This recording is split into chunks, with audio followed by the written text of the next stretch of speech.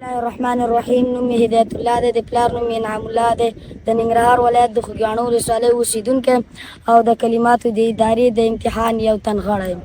په باره کې ډېر زیات معلومات ترسره کړه او کوم ذهن کې چې زموږ منفي تبلیغات و هغه ختم شول. صاحب د مخالفینو خو چې هغه وخت کې څومره کفارو مخالف او اوس هم مخالف کفار تل غواړي چې د دین بیرغ په ځمکه خطا کړي او خپل د کفر بیرغ جګي، خو الله جل جلاله داسې یو ځوان پیدا کړی چې د ټولې نړۍ ته دغه علم پرېښی او دا به هېڅکله موږ هېر نه کړو، خو بیا هم د کلماتو ادارې دغه علم را ژوندی. په راتلونکي کې دغه رقم امتحانونه د ځوانانو لپاره ډېر مهم دي، ځکه چې د دوی د ذهنو څخه منفي تبلیغات وځي او د الله جل جلاله د رسول الله صلی الله علیه وسلم او د حدیثو او د قرآن عظیم الشان دا پیدو په ذهن کې کېنه او دا منفي تبلیغات د کفارو او د نورو د نړۍ د کفارو له لیدو له ذهنه وځي. دې نه مخکې خو مې معلومات نه لرل، بیخي 10% معلومات مې لرل، خو چې دلته راغلم بیخي 100% معلومات لرم د امام صاحب په باره کې. امام صاحب په کوفه کې زیږېدلی دی او ډېر زیات خدمت یې کړی دی اسلامي امت لپاره.